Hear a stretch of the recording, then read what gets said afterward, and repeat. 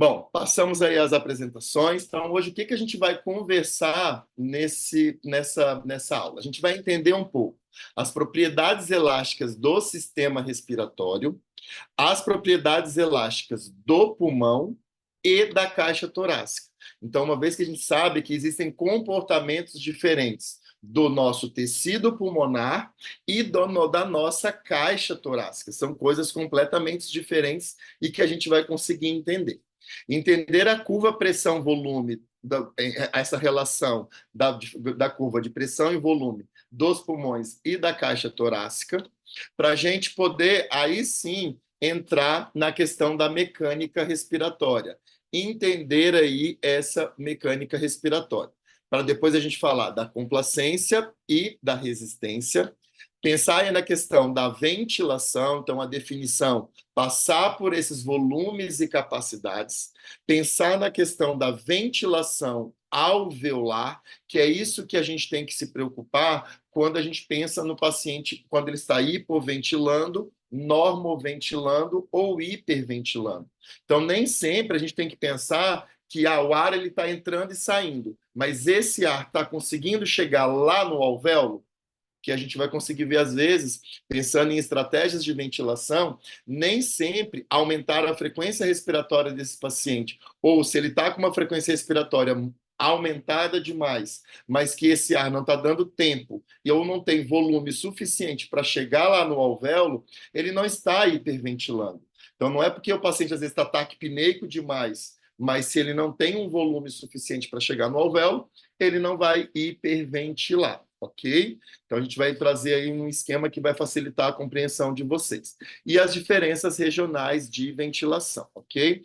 Josélia, quando você for preencher o formulário, você só lá escreve que você gostaria de receber por e-mail, tá bom? Aí fica mais fácil. Pelo WhatsApp, o comercial fica mais fácil de conseguir enviar e acaba sendo mais rápido. Mas não tem problema nenhum. É só você solicitar quando você preencher o formulário que fica mais fácil, tá bom?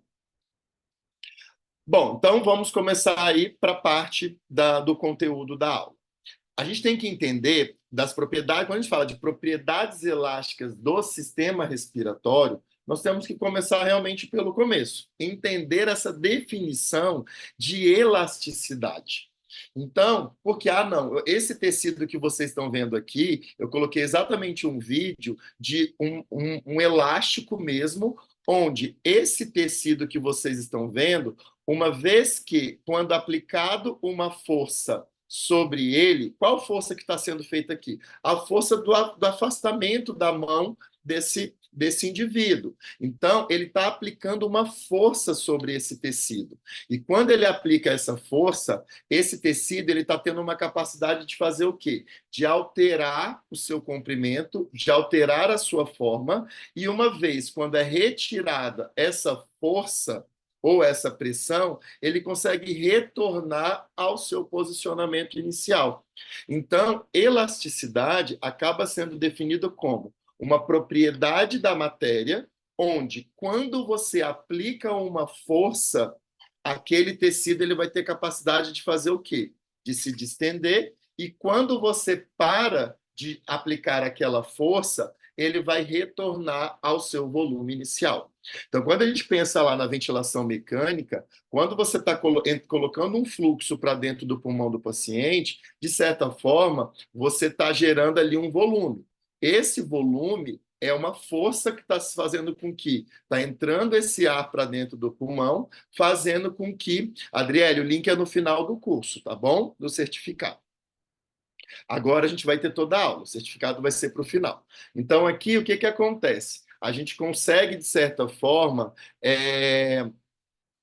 fazer, uma vez aplicada essa força, você vai ter essa variação de comprimento ou variação de volume, e depois, quando você para de mandar aquele fluxo, que aí abre a válvula expiratória, você vai ter essa saída, você não está aplicando mais nenhuma força, e o recolhimento daquele tecido pulmonar. Claro que se esse pulmão tiver as propriedades elásticas para permitir esse recolhimento. E, Yolanda, você não perdeu muita coisa, não. Esse é o primeiro slide que a gente está explicando a definição de elasticidade, tá joia? Bom, Então, pensando nas propriedades elásticas do pulmão, se eu tirasse o meu pulmão aqui do meu arcabouço ósseo, então, vou retirar o meu pulmão aqui para vocês. Qual que é o comportamento? Qual que é o comportamento que nós vamos ter desse tecido pulmonar? É um comportamento de colapso. É um comportamento para fechar esse pulmão. Então, se a gente for pensar as nossas propriedades elásticas do pulmão, o nosso pulmão ele sempre tem uma tendência de recolhimento elástico, de fazer esse colapso, por conta de alguns fatores. Um deles vai ser esse fenômeno de interdependência.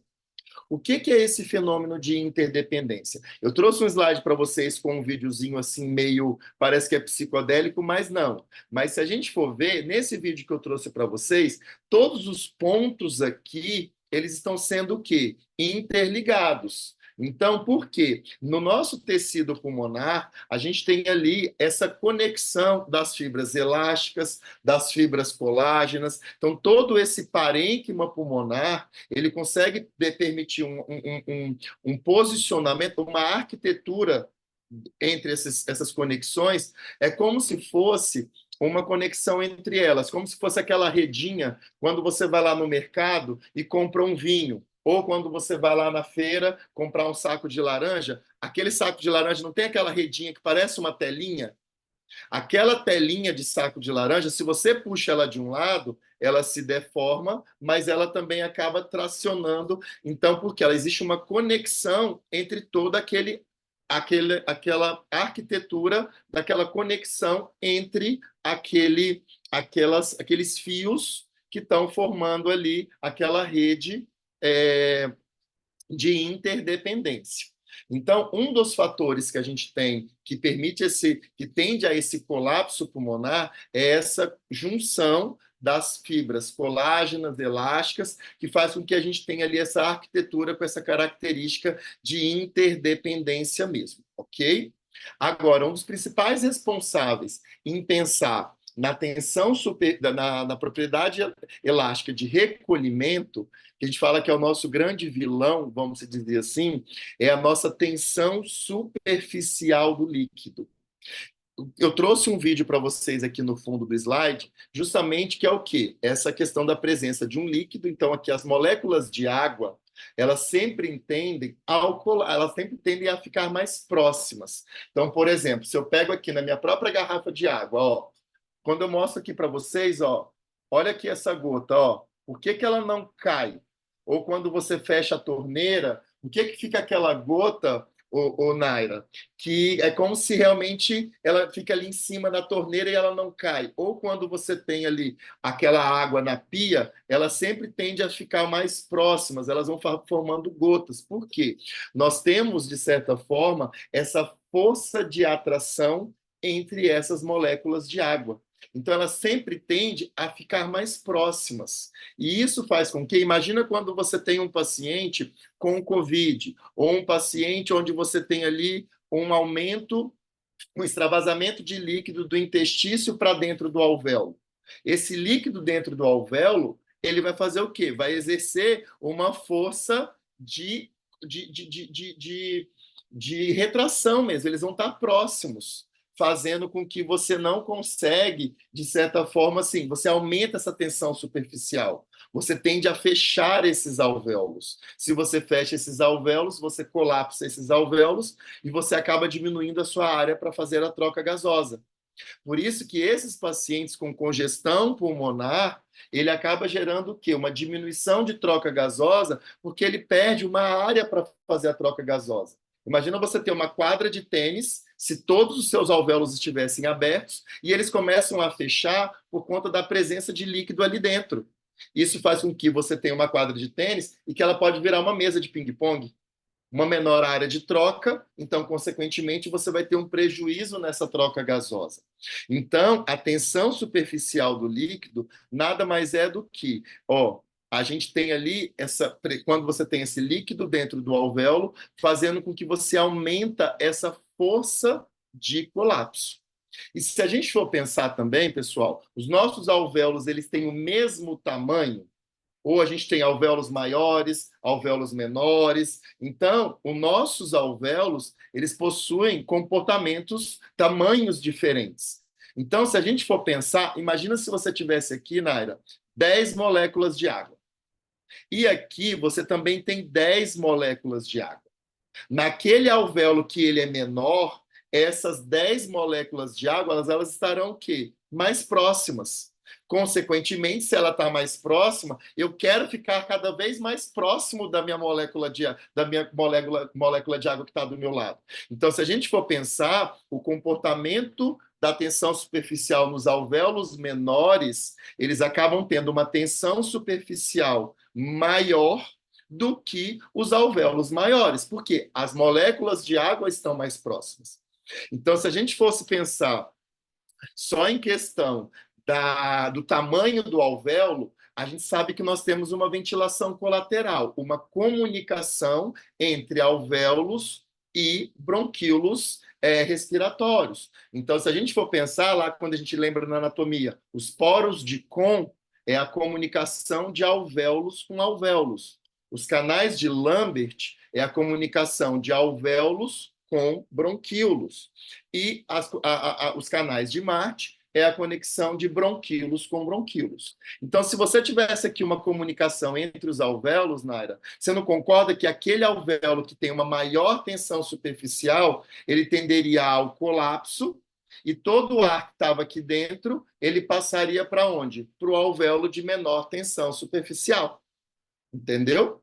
Então, mas por que que isso não acontece? Nós temos a tensão superficial que tende a esse aumento dessa força de colapso, mas a gente tem algo dentro dos nossos alvéolos que é extremamente importante para justamente quebrar essa tensão superficial, para diminuir essa tensão superficial, que nada mais é do que o nosso surfactante. Então, o surfactante, ele é extremamente importante para a gente, que é ele que vai ser o responsável e fazer o quê? Não, você está querendo fechar, mas eu não vou deixar você colabar totalmente. Eu vou diminuir essa tensão superficial. Eu vou diminuir essa força de atração entre essas moléculas de água. É como se fosse uma molécula de detergente. Ele vai afastar essas moléculas de água. Então, se a gente for ver aqui, ó, nessa foto, ó, o surfactante seria isso daqui, ó. Então, ele tem uma força de repulsão. Aqui as moléculas de água elas estão querendo ficar próximas, mas o surfactante vem e faz o quê? Não, pera lá. Eu não vou deixar vocês ficarem muito próximos ao ponto de colabar esse alvéolo ou aumentar cada vez mais essa força de colapso desses alvéolos. Porque é sinal que quanto maior for essa tensão superficial, menor vai ser essa complacência, mais difícil vai ser desse alvéolo se distender, variar o volume para uma variação de pressão, que aí a gente vai entender o que é complacência. Ok? Então, se a gente for pensar, o surfactante, ele começa a ser produzido ali na 20ª à 22ª semana da gestação, onde ele tem ali a sua produção já totalmente bem estabelecida, de 32 a 34 semanas. Por isso que, às vezes, quando os bebezinhos eles nascem prematuros, dependendo da idade da semana gestacional, da idade que ele vai nascer ali, ele acaba não tendo aquela quantidade suficiente, ou o corpo dele não consegue produzir tanto esse surfactante. Então, é aquele pulmão que, quando a criança nasce, é um pulmão duro, é um pulmão difícil de abrir. Por quê? Não tem o surfactante ali para diminuir essa tensão superficial e permitir essa expansão desse pulmão. Então, na maioria das vezes, esse paciente ele vai precisar de usar o quê? Um surfactante exógeno. Então, para justamente o quê? Diminuir essa tensão superficial para conseguir abrir esse pulmão e permitir essa variação de volume para uma variação de pressão que esse bebezinho vai estar fazendo quando ele contrai os músculos respiratórios dele. Imagina ele fazer força muscular e ele não conseguir colocar o ar para dentro do alvéolo porque aquele alvéolo está duro, está difícil de abrir, ok? Então, isso não é interessante. Então, até então, essa parte seria quanto à questão aí do surfactante e das propriedades elásticas do pulmão, ok? Deixa eu só perguntar aqui, ó. Vou ver aqui mais ou menos algumas perguntas. Eu tinha pensado no COVID que diminui a saturação do pulmão. Não, na verdade, o que acontece? Na situação do COVID, devido ali a gente tem que pensar o quê? O paciente ele tem um processo inflamatório naquele pulmão, é um pulmão bastante comprometido que ele faz com que você aumenta a permeabilidade da membrana ali do capilar, fazendo com que fique fácil extravasar líquido do capilar para o intestício e para o alvéolo. Então, por isso que é aquele pulmão que fica com um pouco mais congesto, ou aquele... porque assim, a congestão está mais relacionada, às vezes, pensando pela parte do coração, mas aqui a gente está falando como se fosse um edema agudo de pulmão de origem não cardiogênica. O problema não é o coração, é um processo inflamatório ali fazendo com que você tenha extravasamento de líquido para o intestício e ele vai para o alvéolo. Esse líquido no alvéolo, ele tira a ação do surfactante, aumentando essa tensão superficial, então ele acaba colabando alguns alvéolos. Por isso que quando você vê naquela imagem radiológica, é um pulmão total, até mesmo na tomo, é um pulmão totalmente heterogêneo. Por quê? Você tem áreas colapsadas, de alvéolos colapsados, onde você não está tendo área para fazer troca gasosa, e alvéolos abertos, por quê? Aquele líquido acaba adotando uma zona dependente da gravidade. Então ele vai, aquela quantidade de líquido, ela vai para a região mais posterior se esse paciente está ali em decúbito dorsal, ok? Então, ele sempre vai adotar essa região ali e para essa região dependente da gravidade.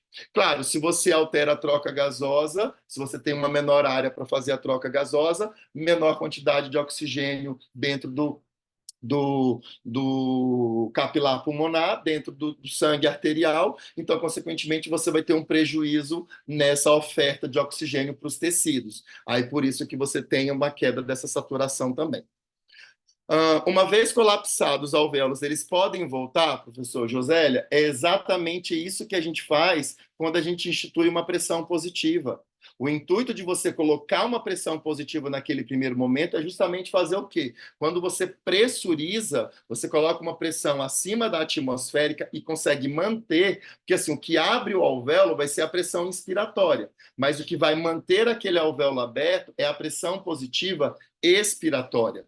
E isso você faz com que esses alvéolos voltando ao seu tamanho, ou pelo menos abrindo mais e mantendo eles abertos, você volta da sua quadra de ping-pong para uma mesa de ping-pong para a quadra de tênis. Então, quanto maior a área de troca, maior essa velocidade de difusão. Que aí, quando a gente pensa na difusão, é um dos aspectos aí, quando a gente fala de velocidade de difusão, a gente não pode esquecer da lei de Fick, que é exatamente o que expressa essa velocidade para fazer essa troca gasosa, ok? Que é diretamente proporcional aqui. Quanto mais área para fazer troca, quanto mais alvéolos abertos você tem, você troca mais. Então, é diretamente proporcional.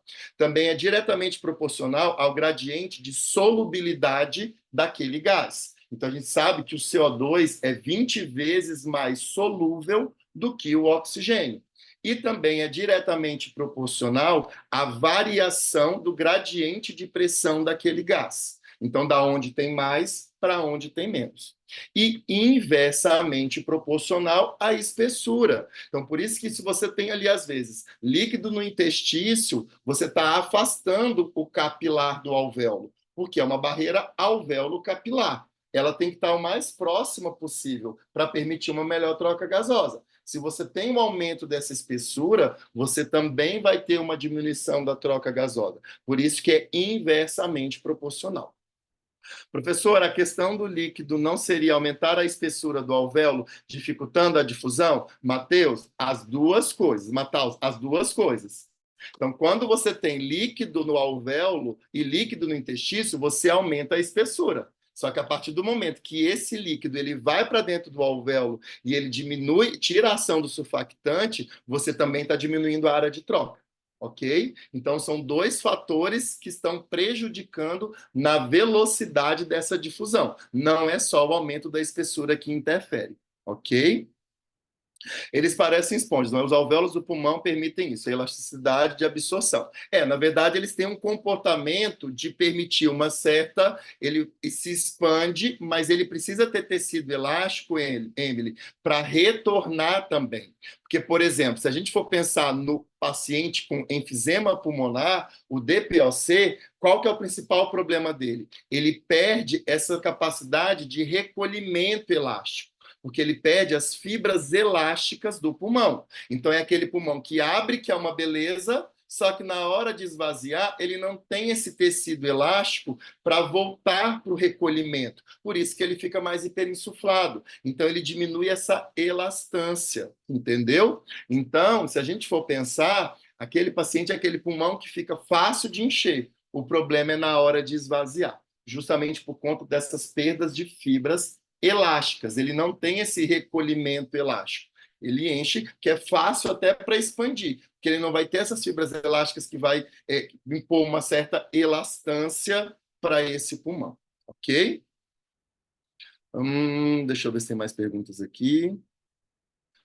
O IVAPS no estelar ajuda nessa área de troca? Eu devo pensar nesse modo ventilatório contínuo apenas quando identificar uma diminuição da complacência? Na verdade, o que acontece, Nara? Quando você pensa na questão do IVAPS, ali a gente pensa mais naquele paciente que não está conseguindo garantir o volume alvo que você gostaria, quando você, de certa forma, ele não está conseguindo manter, porque ali você vai ajustar duas pressões inspiratórias. Então, naquela primeira pressão inspiratória, o que acontece? Você, de certa forma, o paciente ele vai fazer o esforço e você está dando uma ajuda com aquela pressão inspiratória.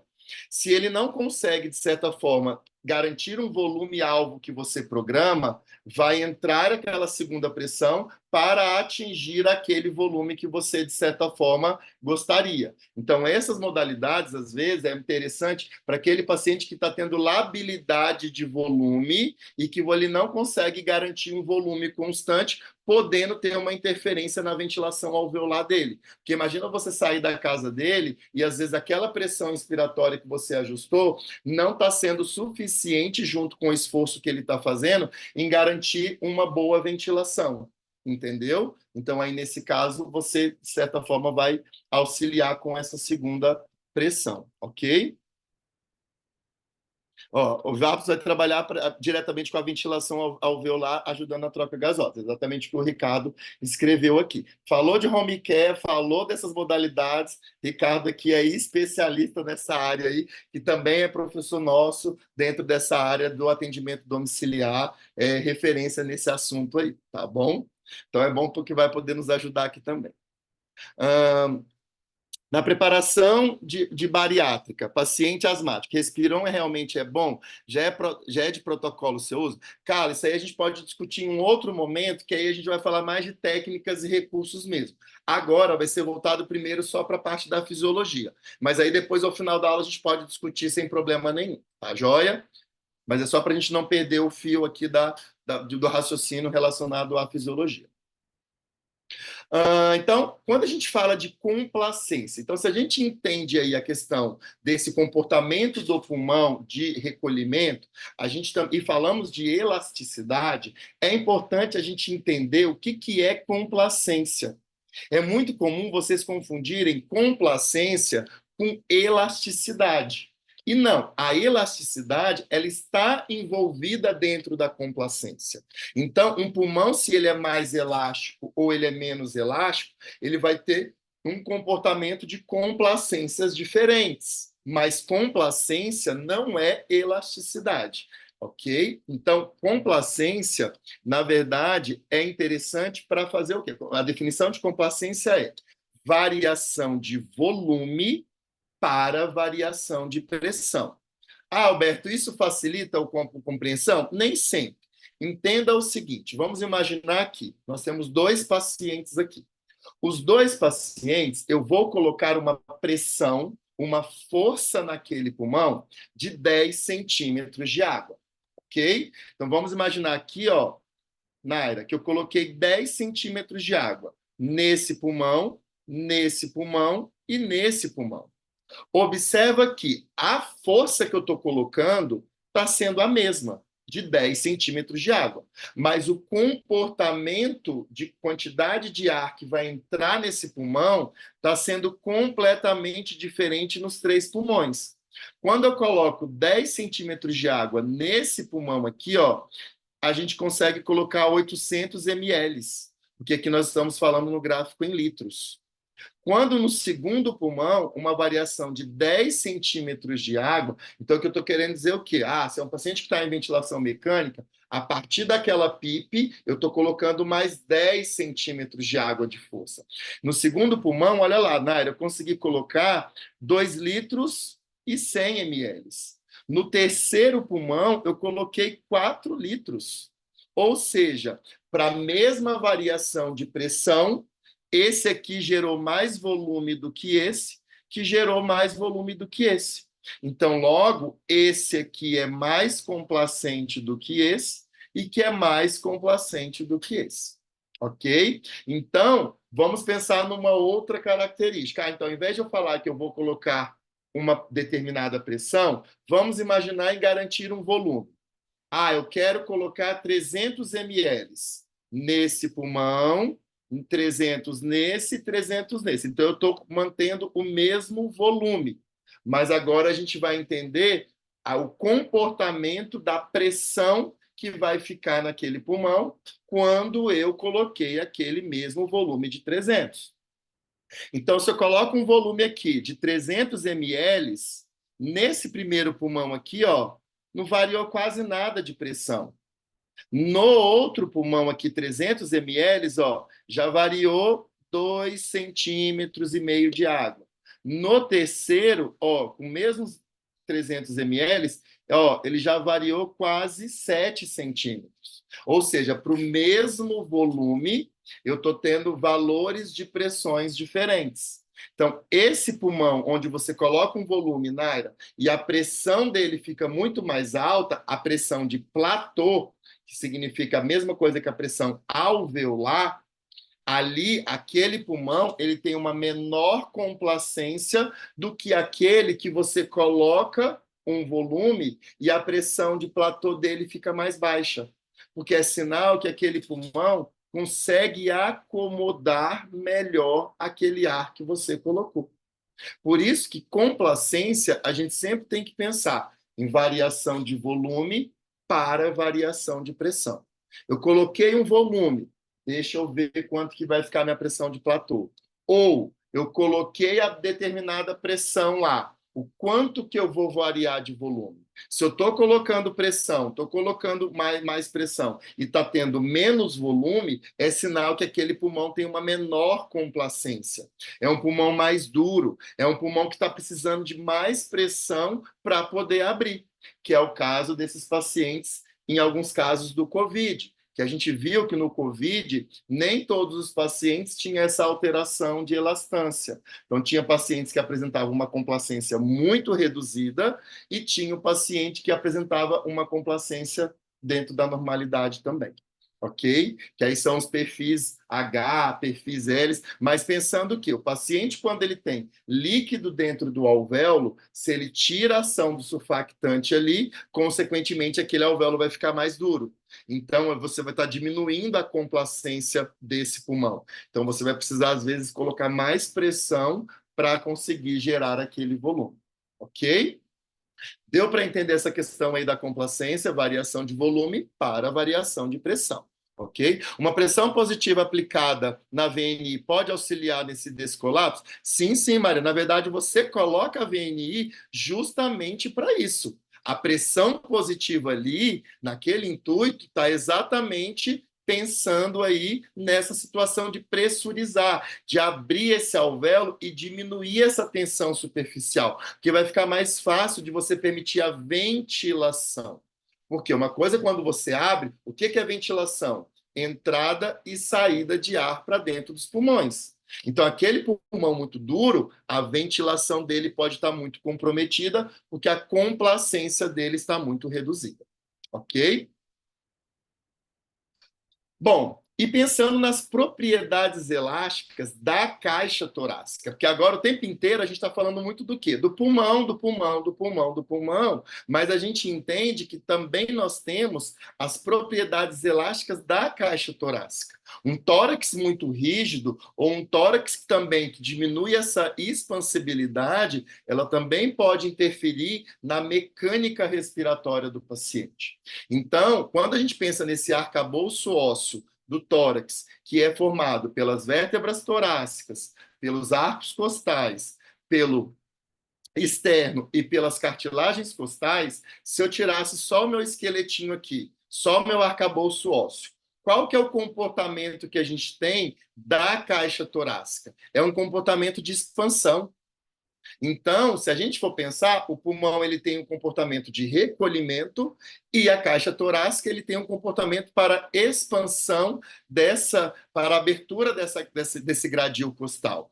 E é isso que faz com que, se a gente for pensar, nós temos comportamentos, então, diferentes. Ó, o pulmão tendendo ao colapso, a caixa torácica tendendo à expansão, e é isso que faz com que a nossa pressão pleural ela fica negativa. Porque a gente tem que pensar que nós temos dois folhetos pleurais. Um folheto pleural, que é o visceral, que está em contato com o pulmão, e o outro folheto, que é o parietal, que está em contato com a caixa torácica.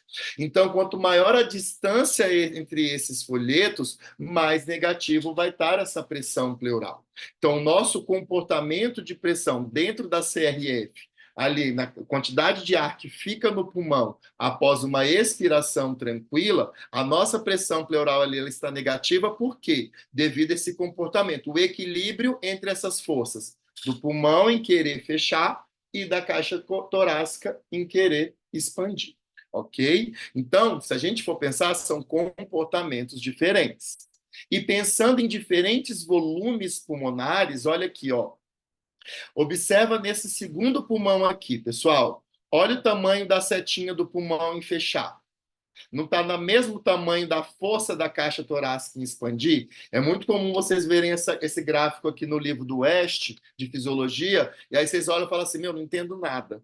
É só setinha, é pulmão, é caixa... Mas o que mostra essa foto para vocês? Aqui a gente está querendo mostrar que o paciente, quando ele está dentro da CRF, o que seria a CRF? Isso daqui, ó. Após a minha expiração tranquila, a quantidade de ar que está ficando no meu pulmão é a minha capacidade residual funcional, após uma expiração tranquila. Então, aqui, se a gente for pensar, você está tendo a mesma força do pulmão em querer fechar com a força da caixa torácica em exercer o quê? A expansão. Abaixo da CRF, quando você está chegando lá no volume residual, que é quando você vai soltando, soltando, soltando, soltando, soltando ar, você está indo a favor do pulmão em fechar. E você está indo contra a caixa torácica em expandir. Por isso que quando você está próximo do volume residual, você tem um comportamento da caixa torácica com uma força muito maior para a expansão e um comportamento menor do pulmão em querer, porque você está indo a favor.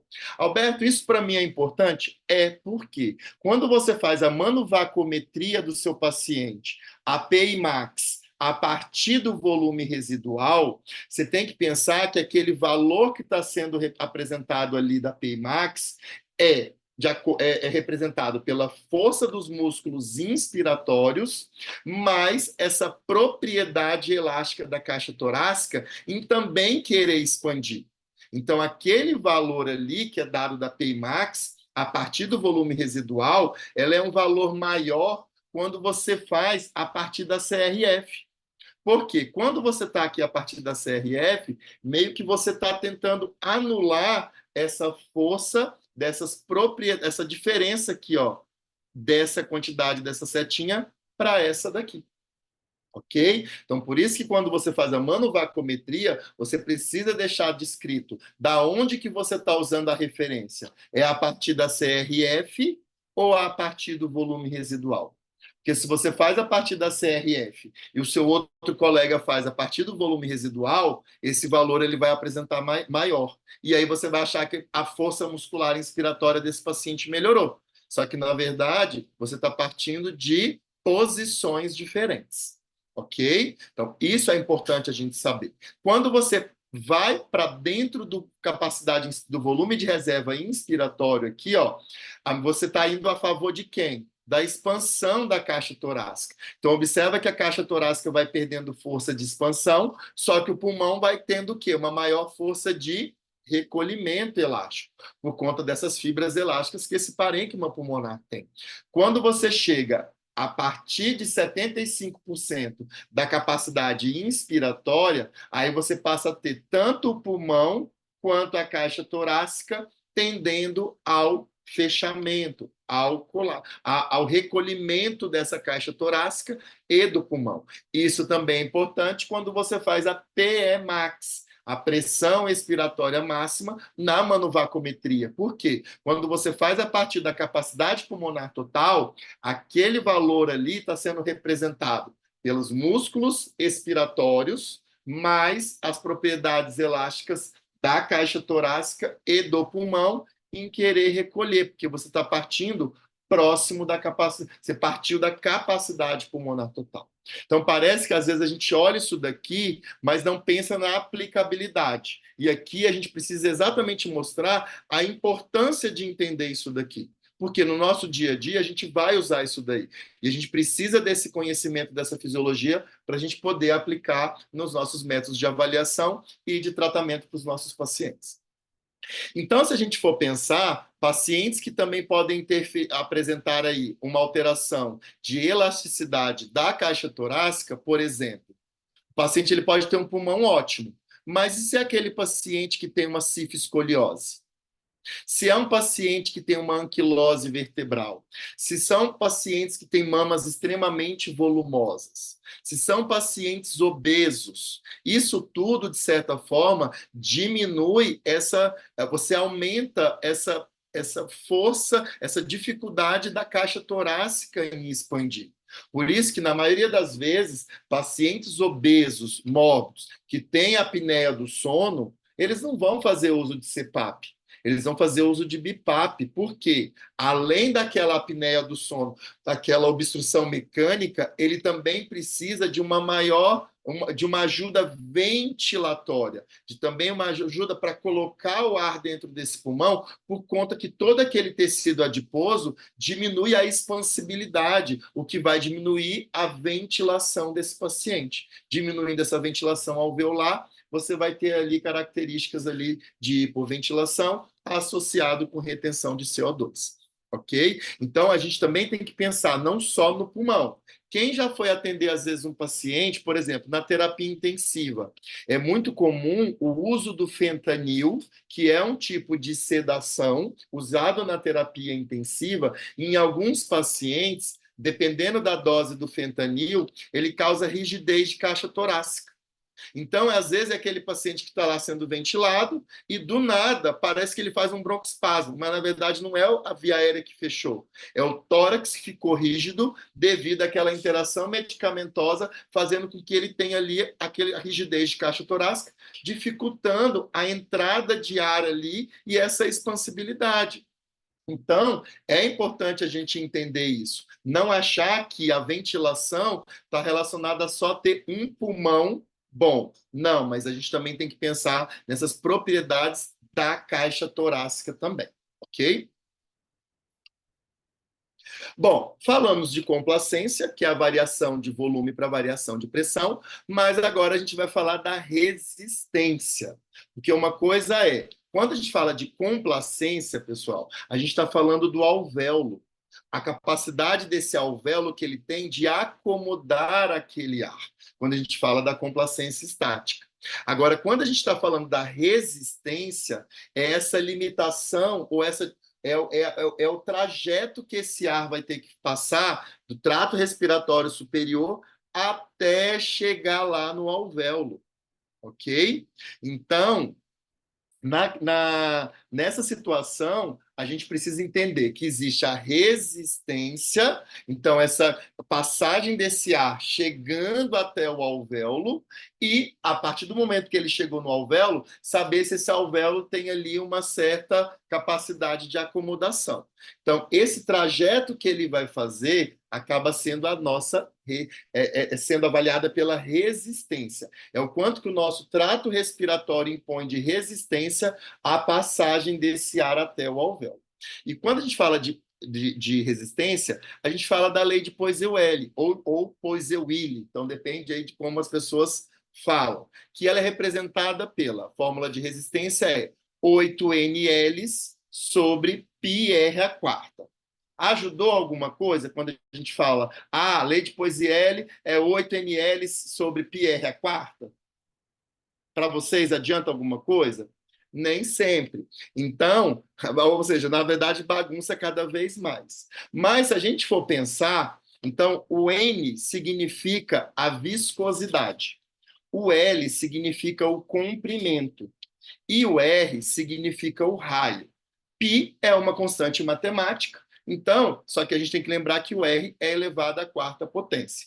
Uma forma prática e fácil de vocês conseguirem entender a influência da viscosidade, o comprimento dessa via aérea e o raio é quando a gente dá o exemplo da questão do próprio milkshake. Então, como que funciona isso? Até maldade para vocês, esse horário, quase 9 horas da noite, eu trazer uma foto dessa para vocês, com esse monte de milkshake aí, com um monte de sabores. Mas o que, que a gente precisa entender? Imagina que vocês vão acabar a aula de vocês, vocês vão ligar lá no iFood e vai pedir um milkshake para vocês. Aí a moça que vai preparar o milkshake para vocês, ela vai pegar aqui, por exemplo, um copo de 500 ml, vai encher de sorvete até aqui em cima. 400 ml de sorvete e colocar 2 colherzinhas de leite. Esse milkshake ele vai estar mais o quê, gente? Mais grosso, mais viscoso, porque ele vai ter o quê? Muito milkshake, muito sorvete e pouco leite. Então, quando você tem ali um milkshake mais duro, mais viscoso, a gente vai ver que vai ter influência nessa resistência. E aí também, o que, que ela faz? Ao invés dela te dar ela vai um canudo de é um merchan do Bob's. Gente, pode ser qualquer milkshake, viu? Pode ser, não estou fazendo propaganda para o Bob's, não. Então, ao invés dela pegar um canudinho de 15 centímetros, ela vai te dar um canudo de 30 centímetros. Então, ao invés de você tomar seu milkshake aqui, você vai tomar seu milkshake aqui, lá longe. E ao invés de ela te dar um canudo de milkshake, ela vai te dar um canudo de refrigerante. Você vai tomar esse milkshake? Não, por quê? É um milkshake que ele vai estar muito grosso, com uma viscosidade aumentada. Então, quanto maior a viscosidade, maior a resistência. Quanto maior o comprimento dessa via aérea, maior vai ser essa resistência. Então, pessoal, não sai cortando o tubo dos pacientes, não, pelo amor de Deus, viu? Ah, não quero diminuir a resistência. Vai, não corta tubo de paciente, não. As pacientes que têm uma resistência muito aumentada, é comum a gente tirar aquele espaço morto, aquela traqueinha do filtro ali, o HME, ok? E a gente tem que pensar no raio. Então, quanto menor o raio, menor o diâmetro, maior a resistência. E o raio é o que mais influencia, pessoal. Sabe por quê? É elevado à quarta potência. Então, quando você tem um paciente com broncoespasmo, pessoal, é aquilo vezes aquilo, vezes aquilo, vezes aquilo. Quando você tem um paciente com secreção nessa via aérea, você vai perceber que diminuiu a luz daquela via aérea por conta de secreção, você está aumentando a resistência. Aquilo, vezes aquilo, vezes aquilo, vezes aquilo. Já percebeu que a criancinha, quando ela diminui a resistência dela ali, quando aumenta a resistência, quando tem ali qualquer secreçãozinha, parece que ela vai sair até voando, batendo ali o narizinho. Por quê? Aquela criancinha ali com qualquer secreção já é suficiente de fazer o quê? Aumentar a resistência e aumentar o trabalho respiratório daquele bebê. Ok? Então é muito comum esse batimento de asa de nariz apresentando quando você, de certa forma, é uma das situações onde aquela resistência ela pode estar aumentada, seja por uma obstrução do trato respiratório superior ou, às vezes, até mesmo do trato respiratório inferior. Ok? Então, trazendo esse exemplo do milkshake, fica mais fácil de vocês entenderem. Então, por isso que o médico, quando ele vai entubar, é importante a gente perguntar para ele, ou o profissional da enfermagem, qual que vai ser o número da cânula. O número 6, número 7, número 8, isso quer dizer o quê? O diâmetro. Aquele médico que consegue entubar com um diâmetro maior, ele vai ter uma melhor passagem daquele ar ali, uma menor resistência. A traqueostomia, a mesma coisa. Então, não dá para você, às vezes, entubar um paciente do sexo masculino de 1,90 m com a cânula 6.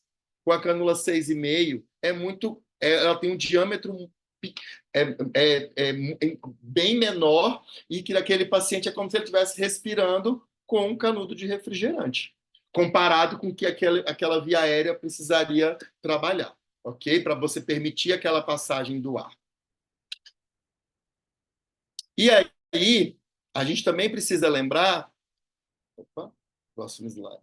Deixa eu passar aqui, porque eu estou com um monte de coisa aberta aqui. É o chat, são vocês. Espera aí. Pronto, aqui. Mecânica respiratória.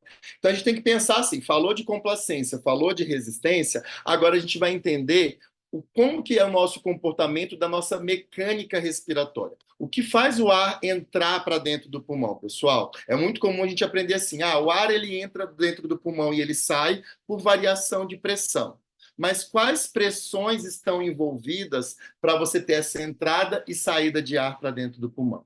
Então, a gente tem ali a primeira pressão envolvida, pessoal. O que faz você colocar o ar para dentro do pulmão é o quanto de força muscular inspiratória você tem.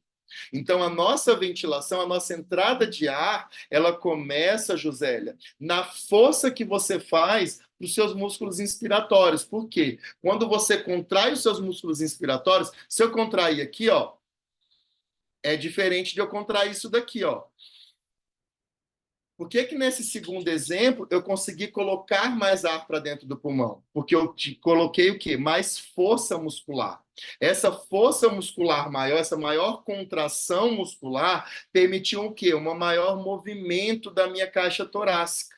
Movimentando essa caixa torácica ali, porque os nossos músculos, eles são originados, inseridos no nosso arcabouço ósseo. Então, isso faz com que você tenha uma maior variação de pressão pleural. Você está afastando mais esses folhetos pleurais parietal e o visceral, fazendo com que essa pressão pleural que estava negativa, ela fica mais negativa ainda, onde a pressão do alvéolo fica menor que a atmosférica, fazendo com que você tenha a entrada de ar para dentro dos pulmões. Então é isso que acontece. Então na inspiração você precisa contrair os músculos inspiratórios, uma vez que essa contração muscular negativa essa pressão pleural, que já estava negativa, fazendo com que a pressão alveolar fique maior que a atmosférica, okay? Fica menor que a atmosférica. O ar entra. Durante a expiração, você vai tendo a desativação dos seus músculos inspiratórios, o recolhimento do gradil costal, essa pressão pleural, ela vai ficando menos negativa, onde e com esse recolhimento elástico do pulmão, faz com que a pressão do alvéolo fica maior que a atmosférica, e aí você vai ter a saída de ar para dentro dos pulmões. Em uma outra forma de gráfica, aqui é o que eu falei para vocês através de uma outra imagem. Então, aqui a gente tem um gráfico de volume, um gráfico de pressão pleural, um gráfico de fluxo expiratório e o gráfico de pressão alveolar. Aqui, pessoal, essa pressão alveolar, ela não é que ela é negativa, não, viu, pessoal? Você nunca vai ter a pressão dentro do alvéolo negativa. É a comparação dela com a atmosférica. Quando você tem a pressão alveolar menor que a atmosférica, ok? Você tem a entrada de ar para dentro dos pulmões. Então, durante a inspiração, então esse azul aqui é a fase ins, o branco é a fase ex. Então, observa que aqui, ó, no nosso ponto de repouso, CRF, você não tem o volume pulmonar ali, está zerado. A pressão pleural de -5. O fluxo zerado, então não está nem entrando nem saindo ar, e a pressão alveolar está igual à atmosférica. Aqui, ó, A partir do momento que eu faço isso, ó, eu negativo, contraí meus músculos inspiratórios, eu estou negativando a minha pressão pleural, de -5 para -6, -7, -8. Logo, a minha pressão do alvéolo fica menor que a atmosférica e o ar vai entrando para dentro do pulmão. Por isso que aí o fluxo, daqui no gráfico de fluxo respiratório, ele está negativo. Terminou minha fase INS, a minha pressão alveolar está igual à atmosférica, zerou aqui de novo, o meu fluxo está zerado, agora eu estou desativando os meus músculos. Então, uma desativação paulatina. Você vai tendo o retorno da pressão pleural de -8 para -5, logo a pressão do alvéolo fica maior que a atmosférica e você tem a saída de ar para de dentro dos pulmões. Ok? Então, isso as pressões que estão envolvidas durante a INS e a IS. Por isso que um paciente que tem fraqueza muscular inspiratória, um paciente com doença neuromuscular, com doenças progressivas, ou o paciente tem ali um déficit de força muscular inspiratória, ele vai ter um prejuízo nisso daqui. Ele não vai conseguir gerar, Naira, um volume pulmonar suficiente. Então, obrigatoriamente, ele precisa de uma assistência ventilatória, um auxílio para colocar o ar para dentro desse pulmão. Por isso que ele precisa de um suporte ventilatório com 2 níveis pressóricos. Principalmente, ele necessita do IPAP, dessa pressão inspiratória, que é o que vai facilitar a entrada de ar para dentro desse pulmão. Ok? O pulmão dele, o parênquima pulmonar dele, o alvéolo dele, tem uma complacência normal. Ele não tem problema de complacência ali, entendeu? Mas o problema dele vai ser o quê? Não ter o principal responsável em colocar o ar para dentro do pulmão, que são os músculos. Então começa lá no início do processo. Ele não tem músculo capaz de fazer isso daqui, ó. Então, logo, ele não vai conseguir ter tanta variação de pressão alveolar com a atmosférica, por isso que ele faz um volumíco. A gente precisa dar uma ajuda inspiratória para colocar mais ar para dentro desse pulmão. Ok? Que bom que vocês gostaram desse slide, pessoal. Isso é ótimo. A gente também precisa passar pelos volumes e capacidades. Então, nós temos 4 volumes pulmonares e nós temos aí 4 capacidades pulmonares. Ó, o Antônio escreveu aqui, no caso do enfisema, o paciente vai ter dificuldade respiratória. Na verdade, Antônio, ele vai ter uma dificuldade em colocar o ar para fora porque ele não tem esse recolhimento elástico. Ele perdeu essas fibras elásticas devido ali à destruição dessas fibras, então é aquele alvéolo que ele abre que é uma beleza. O problema é que ele não consegue fazer isso, ó. Por quê? Ele não tem esse recolhimento elástico. Por conta a partir do momento que ele fuma, ele tem um desequilíbrio das proteases e antiproteases. Então a elastase, ela vai lá, ela fica mais aumenta, assim, a atividade da elastase ela aumenta, degradando a elastina, então diminuindo essas fibras elásticas. Então ele tem um problema nesse recolhimento elástico. Por isso que ele enche, que é uma beleza, mas na hora de esvaziar, ele não tem esse recolhimento. Ele tem essa dificuldade de saída de ar por conta disso. E se ele faz uma expiração forçada, é pior ainda. Por quê? Ele aprisiona mais o ar. E é isso aí, a gente pode ver um pouquinho mais para frente, cena para próximos capítulos, para as próximas aulas. A gente pode falar aí de DPOC, aí é bem mais específico para isso, tá bom? Isso é só um gostinho para vocês e cada vez mais estarem com a gente aí no Instituto para aprender cada vez mais esse mundo aí da não só fisioterapia respiratória, como das outras especialidades que nós temos, e agora em outras áreas, não só dentro da fisioterapia também. Então, pensando nos volumes e capacidades, a gente tem aqui volume corrente, volume de reserva inspiratório, volume de reserva expiratório e o volume residual. O que é o volume corrente? Ele é definido como quantidade de ar que entra ou sai dos pulmões numa respiração tranquila, ok? Então, o que acontece? Aqui, ó, você tem a entrada ou saída. Se você fala, definir como entrada e saída, Naira, você não está falando de volume corrente. Uma palavrinha, o E pelo ou, você muda a definição. Porque quando você fala a quantidade de ar que entra e sai, o E você está somando, e isso é ventilação. Volume corrente é quantidade de ar que entra ou sai. Por isso que no ventilador mecânico você tem volume corrente inspiratório e volume corrente expiratório, que é a quantidade de ar que entra ou sai. Pessoal, eu vou deixando aqui as perguntas, depois eu vou respondendo para vocês, mas vou responder todas. Vai deixando aí que a gente vai responder. Já o volume de reserva inspiratório é aquela quantidade de ar que você vai colocar para dentro do pulmão a partir da inspiração normal. Então, ó, a partir daqui, o quanto que eu consegui colocar para dentro do pulmão, eu estou entrando dentro do meu volume de reserva ins. É o além da inspiração normal.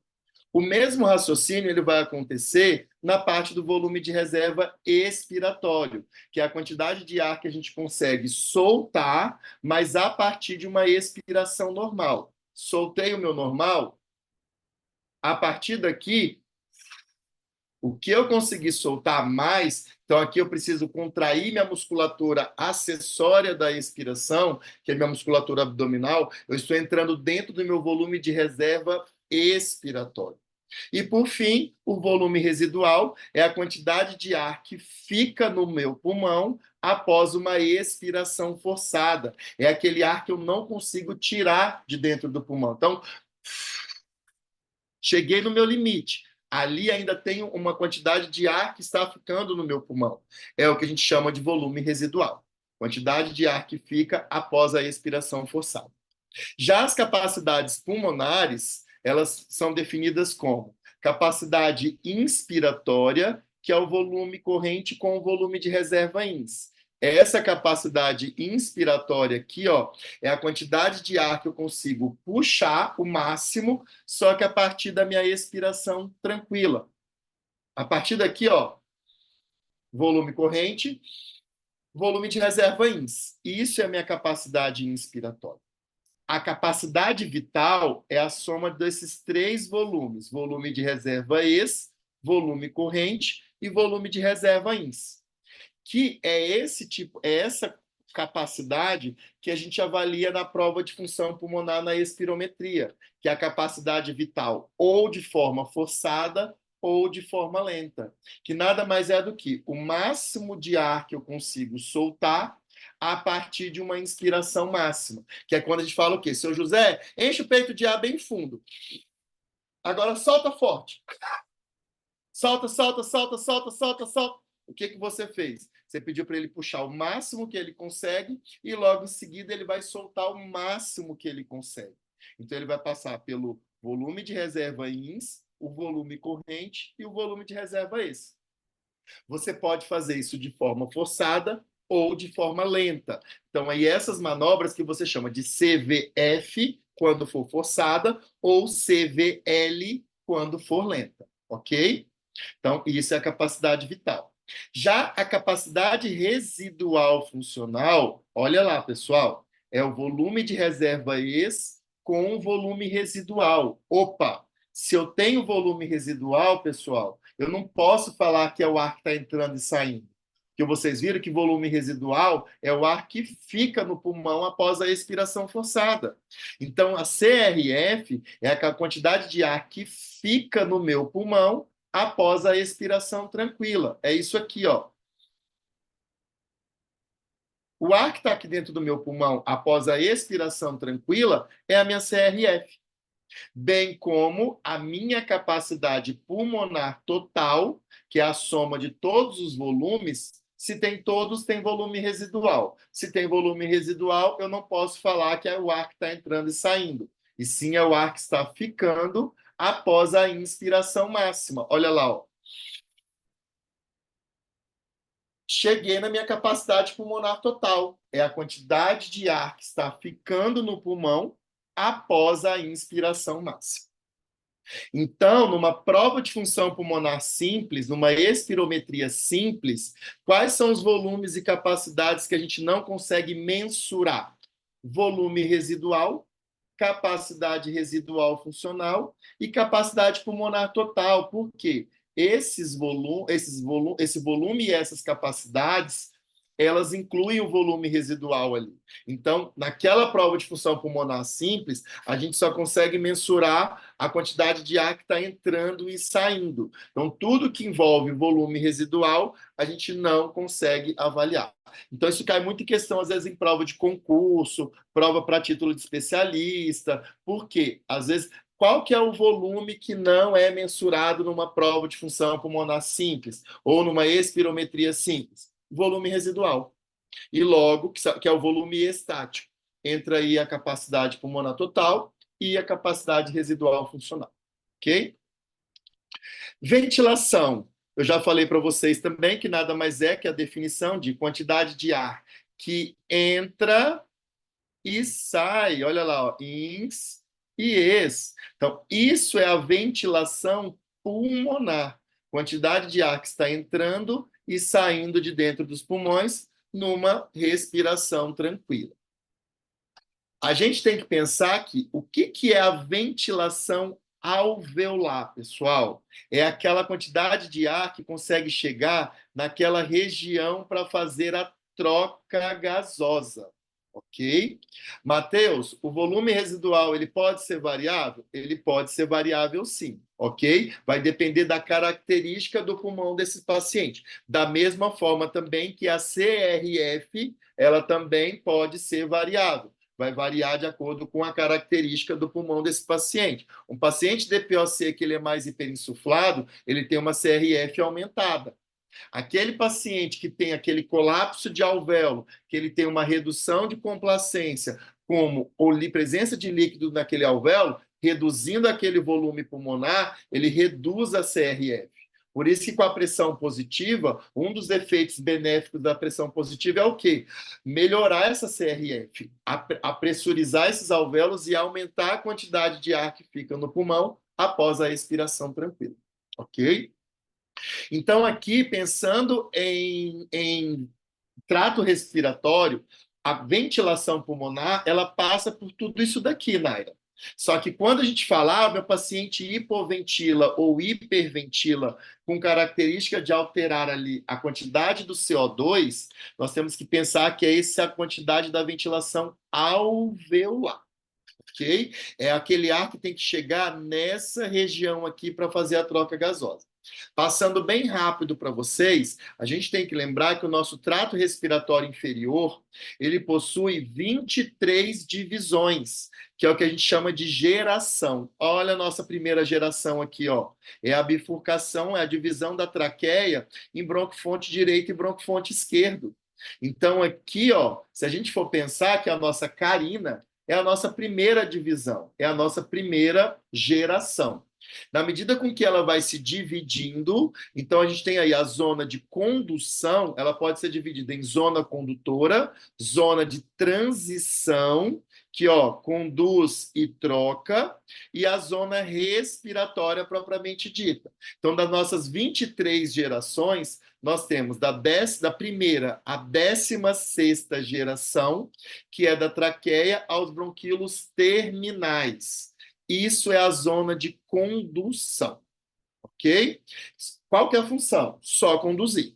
Já a zona de transição, ela vai da 17ª à 19ª geração, que é composta pelos bronquíolos respiratórios. 17ª, 19ª. Da 20ª à 23ª geração, entra aí os ductos alveolares e os alvéolos propriamente ditos, que entraria na nossa zona respiratória, que a única função vai ser o quê? Fazer a troca gasosa. Por que é importante isso daqui? Para a gente pensar que, quando a gente fala de ventilação alveolar, a gente tem que pensar, ô José, aqui, ó, aqui, vamos imaginar, Naira, vamos pensar aqui, ó, o que é o volume minuto? Não é o produto do volume corrente para a frequência respiratória? Então, aqui eu tenho ó, 3 pacientes com 3 volumes minutos iguais. Volume minuto de 8, volume minuto de 8 litros, volume minuto de 8 litros. Observa, Leiliane, que o seguinte, nesse primeiro paciente, eu estou respirando com volume corrente de 250 ml e 32 vezes. Ou seja, o meu volume minuto de 8 ele está sendo representado por uma frequência muito alta e um volume corrente muito baixo. Então, observa que desse volume aqui, ó, então vamos imaginar que se eu tenho aqui esse paciente com 250 ml e a gente sabe que a quantidade de ar que chega no alvéolo, praticamente ali 2/3 deveria chegar ali na região dos alvéolos. Então imagina aqui, se você tem aqui, ó, nessa... Espera aí rapidinho, que eu acho que eu consegui, eu mexi aqui no chat, eu não estou conseguindo... Deixa eu apagar aqui. Deixa eu tentar tirar. Pronto. Então, aqui, o que que acontece? Então, se eu tenho aqui, ó, 250 ml e 32 respirações, então, se a gente observar aqui, ó, grande parte dessa quantidade desse ar, desses 250 ml, ó, grande parte ele fica na zona de condução e só 3.200 ml dos 8.000, 4.800 está ficando na zona condutora e 3.200 está chegando na região aqui dos alvéolos. Já o segundo exemplo, olha aqui, ó, eu estou respirando 16 vezes e com um volume de 500 ml.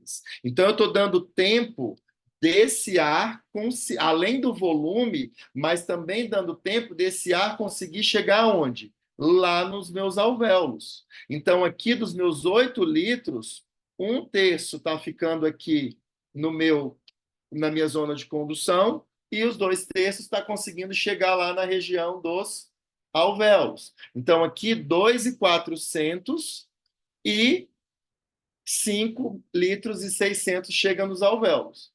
Olha no terceiro, 1 litro, 8 vezes. A cada respiração, eu estou colocando 1.000 ml.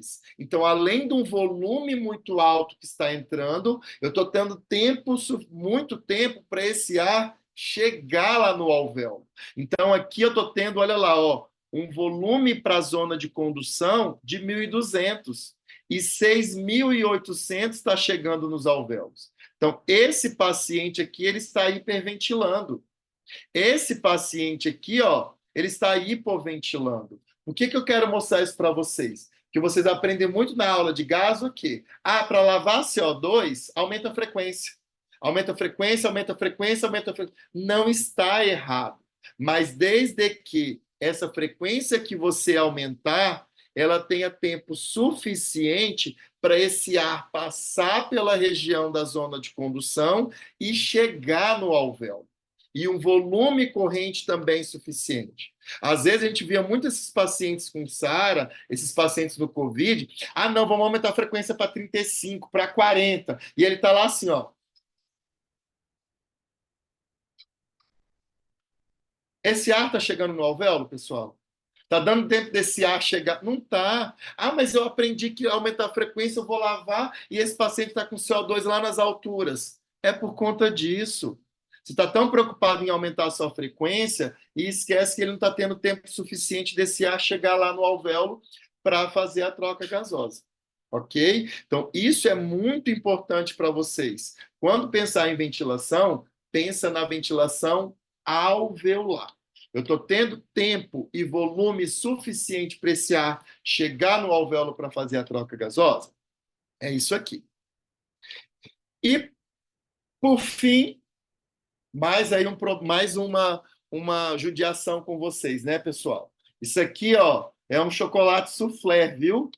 Então, não é para deixar vocês com água na boca, não. Até porque eu acho que isso aqui é a pura enganação, viu? É chocolate, mas se abrir um chocolate e ficar cheio de ar ali, para mim, eu gosto de chocolate, que ele está ali todo cheio de chocolate.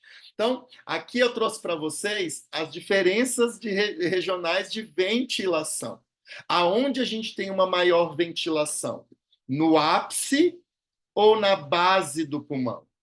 É na base do pulmão, pessoal. Por que que eu tenho uma maior ventilação na base do pulmão? Por conta disso daqui, ó. Eu vou desabilitar aqui o meu, editar aqui o meu plano de fundo, só para eu conseguir mostrar para vocês. Espera aí. para mostrar para vocês aqui a parte da mola.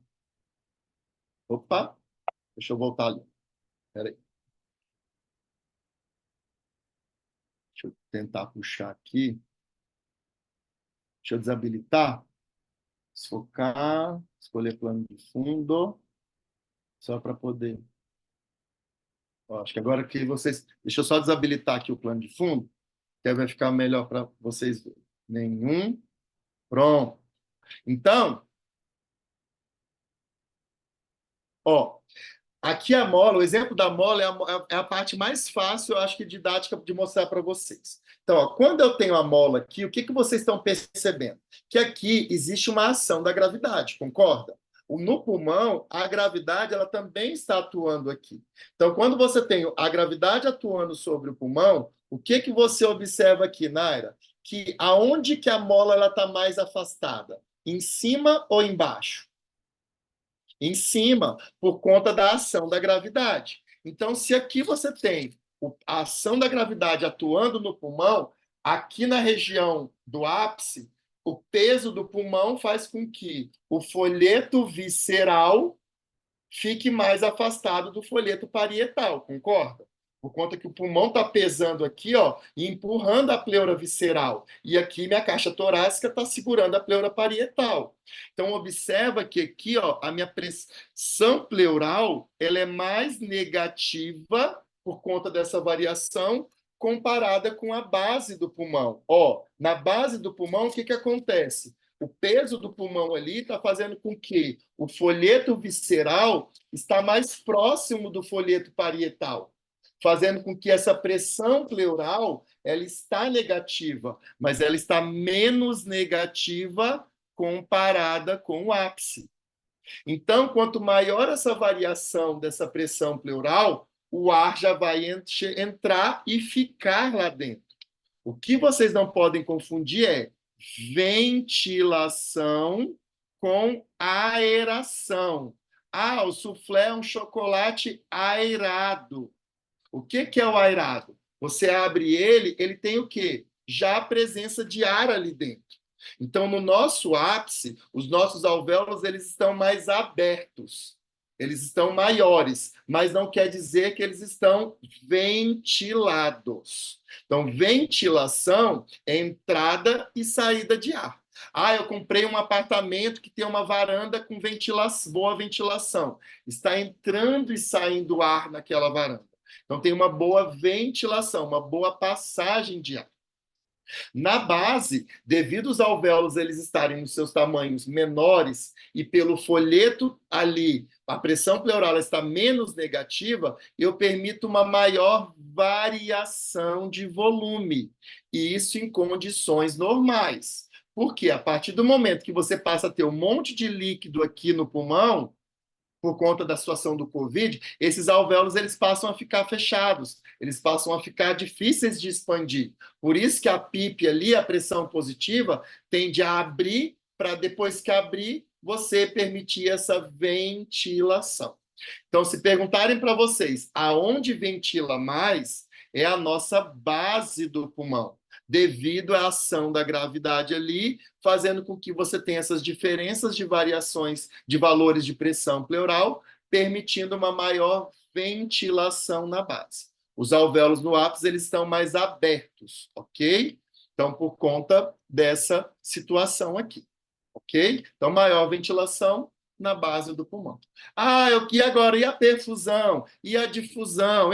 Quero convidar vocês para o curso de anatomia e fisiologia respiratória que vai ter um pouquinho mais para frente aí, online em tempo real, ou se vocês quiserem, o curso de verão, que vai começar dia 15, presencial, a gente passa por tudo isso, mais doenças, mais técnicas, mas pensando em mecânica e ventilação, era isso que eu tinha para mostrar para vocês. Então, aqui tem o QR Code do meu Instagram, aqui o do Instituto Beta.